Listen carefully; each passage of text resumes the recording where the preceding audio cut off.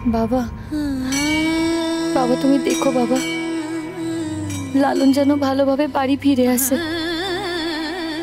কেন যে ওর জ্বর হলো, কোথা থেকে জ্বর হলো? এত পরীক্ষা করলো ডাক্তার বাবুরা, কিছুই তো বুঝতে পারছে না। গরিব ঘরের ছেলে, তার কি বসে থাকার উপায় আছে বাবা? তুমি তো সব বোঝো। আর একটা কথা বলি বাবা, শেষ পর্যন্ত তোমার দয়ায় তো ওর সঙ্গে আমার বিয়ে ঠিক হলো। গান টান আমাদের কি হবে আমরা জানি না, কিন্তু আমরা খেটে খেতে পারবো। আমরা দুজনেই খাটতে পারি, খেটে আমাদের সংসার সাজাবো। বাবা আমায় আশীর্বাদ করো বাবা, আমি যেন ওকে নিয়ে সুখী হই, আমি যেন ওকে সুখী করতে পারি বাবা। ওর বাড়ির লোক যেন আমায় শেষ পর্যন্ত মেনে নেয়। আমি কখন ওদের বাড়ি থেকে ওকে আলাদা করতে চাই না বাবা। একটু আশীর্বাদ করো বাবা। তুমি তো জানো আমি তো মেয়েটা খারাপ না বলো? হ্যাঁ, আমি লেখাপড়া শিখিনি, ঠিক করে কথা বলতেও জানি না, কিন্তু আমি মানুষকে সেবা যত্ন করতে পারি বাবা। তুমি তো দেখো বাবা, তুমি তো সব দেখো। আর এও তো দেখো, যারা আমার জন্য এত করলো, আমার বিপদে আমার পাশে এসে দাঁড়ালো, আমাকে আশ্রয় দিল, আমি যেন তাদের সঙ্গে সারা জীবন থাকতে পারি। আমি আমার দিদার বাড়ি ছাড়তে চাই না বাবা।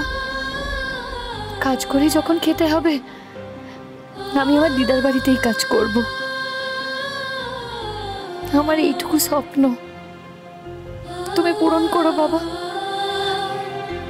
হঠাৎ তো একদিন জানতে পারলাম, যাদের বাপ মা হিসেবে জানি তারা আমার কেউ না, কিন্তু তুমি তো বাবা খালি হাতে কাউকে ফেরাও না। তাই আমাকে এমন একটা বাড়ি দিয়েছো যারা আমার বাবা মার মতোই। তাই তোমাকে বলছি বাবা, তুমি দেখো ও বাড়ি ছেড়ে যেন আমাকে কোনোদিনও চলে যেতে না হয়। তুমি দেখো বাবা, তুমি দেখো। হালুয়া, ও হালুয়া, ফোনটা ধর। হ্যাঁ দেখছি মা, দেখছি। হ্যালো হ্যালো, হ্যাঁ আমি হসপিটাল থেকে বলছি। 19 নম্বর কেবিনের পেশেন্ট লালন চ্যাটার্জি ভীষণই অসুস্থ স্যার। এক্ষুনি আপনাদের ফোন করতে বললেন, তাই আমি ফোন করলাম। আপনারা যত তাড়াতাড়ি সম্ভব ইমিডিয়েটলি চলে আসুন। কি হয়েছে রে? হাসপাতাল থেকে ফোন করেছে মা। হ্যাঁ যেটু কি হলো? কি বলছে? হসপিটাল থেকে ফোন করেছে? লালনের বাড়াবাড়ি কিছু হলো নাকি? তা না হলে তো ফোন করতো না।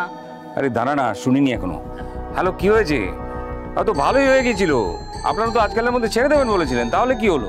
দেখুন, এখন এত কথা বলার সময় নেই। ওনার পালস রেট ফল করেছে, অক্সিজেন লেভেল কমে গেছে। আপনারা যত তাড়াতাড়ি সম্ভব চলে আসুন। হ্যাঁ, ওনার লোকাল গার্জেন হিসেবে এই নাম্বারটা দেওয়া ছিল, তাই আমি ফোন করলাম। কিন্তু পারলে ওনার বাড়িতেও একটা খবর দিয়ে দেবেন। কি হলো? কি দেখি দেখি দেখি, আমাকে আমাকে আমাকে। হ্যালো হ্যালো হ্যালো, হ্যাঁ কে বলছেন? আমি স্বর্ণালী বলছি। স্বর্ণালী? আপনার তো কাল রাত থেকে ডিউটি। তা আপনার আগে যে নার্স ছিল সে এখন আছে? হ্যাঁ এসেছে। ওকে একটু ফোনটা দিন তো। হ্যাঁ সম্বিতা তোকে চাইছে। হ্যালো, হ্যাঁ আমি চড়ুই বলছি। কাল কি হয়েছে?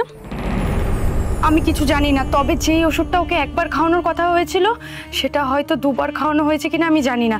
ওষুধটা খুব বিপজ্জনক, খুব ডেঞ্জারাস। যদি কারো টেম্পারেচার কম থাকে, তখন যদি থাকে সেই ওষুধটা দেওয়া হয়, তাহলে তার অবস্থা খুব খারাপ হয়ে যাবে।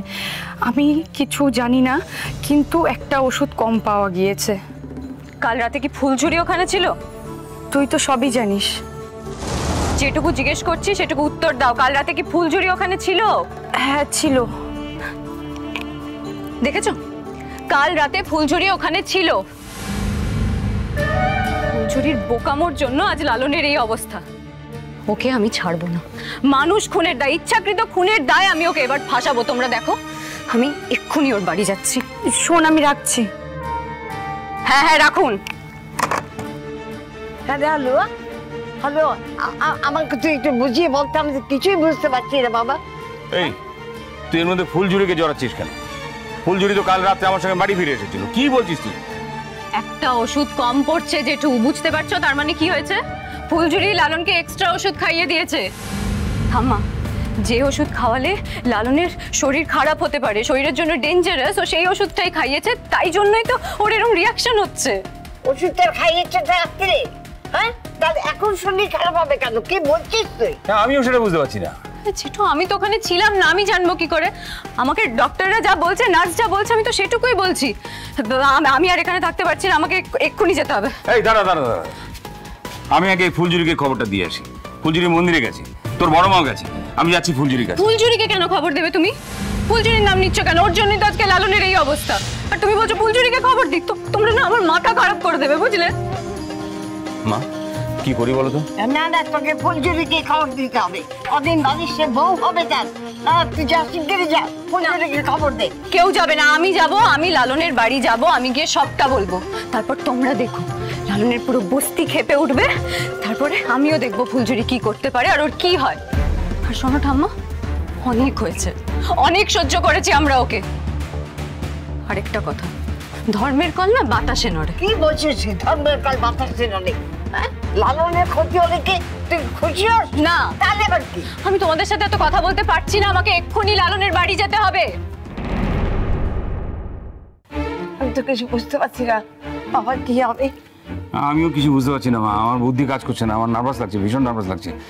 এই বুলেটটাও বাড়িতে নেই, আর কেউ বাড়িতে নেই। না না না না বাবা, তুই অস্থির হয়ে পড়িস না। তুই এখন অস্থির হয়ে পড়লে কিচ্ছু হবে না। তুই তাড়াতাড়ি, আচ্ছা কেন এরকম ঘটলো বলতো? আমি তো কিছুই বুঝতে পারছি না বাবা। জানি না মা, আমি যাই আগে ফুলঝুরিকে খবর দিই।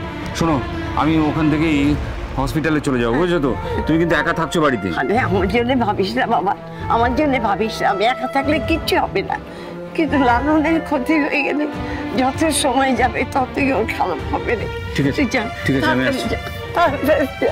ঠাকুর ঠাকুর, লালনকে ভালো রেখে ঠাকুর, লালনকে ভালো রেখে।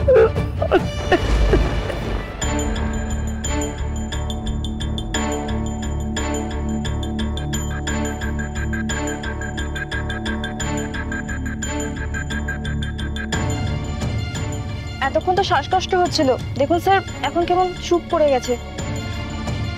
ওকে ইমিডিয়েটলি আইসিইউতে ট্রান্সফার করতে হবে। পেশেন্ট কোমায় চলে যাচ্ছে। যাও আইসিইউ বেড রেডি করতে বলো, যাও, গো ফাস্ট গো ফাস্ট। আমি এক্ষুনি যাচ্ছি, এক্ষুনি যাচ্ছি।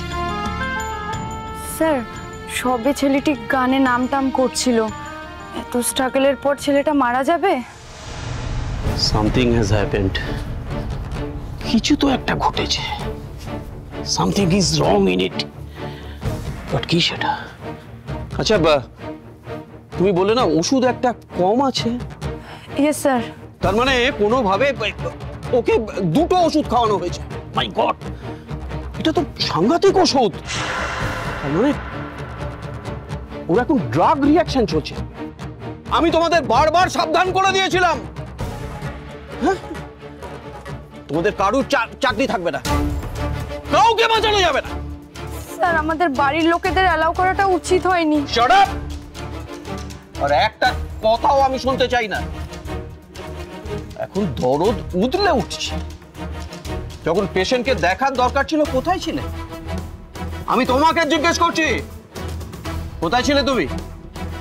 কে কখন আসছে যাচ্ছে, কে কখন ওষুধ খাওয়াচ্ছে, এসব দেখার দায়িত্ব কার? Sorry sir. Answer me clearly.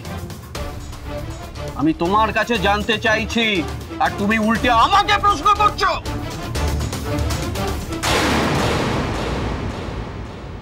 ফুলঝুরি, একটু মাথা ঠান্ডা করে শোন। হাসপাতাল থেকে একটা ফোন এসেছিল। হাসপাতাল থেকে ফোন এসেছিল মানে? হাসপাতাল থেকে কেন ফোন এসেছিল বড় মামু? লালন ঠিক আছে তো? বলো না। হ্যাঁ, মানুষকে তো আমি সুস্থ দেখে এলাম গো। ও বড় মামি, ঠাকুর মশাই কত তো অক্ষরে অক্ষরে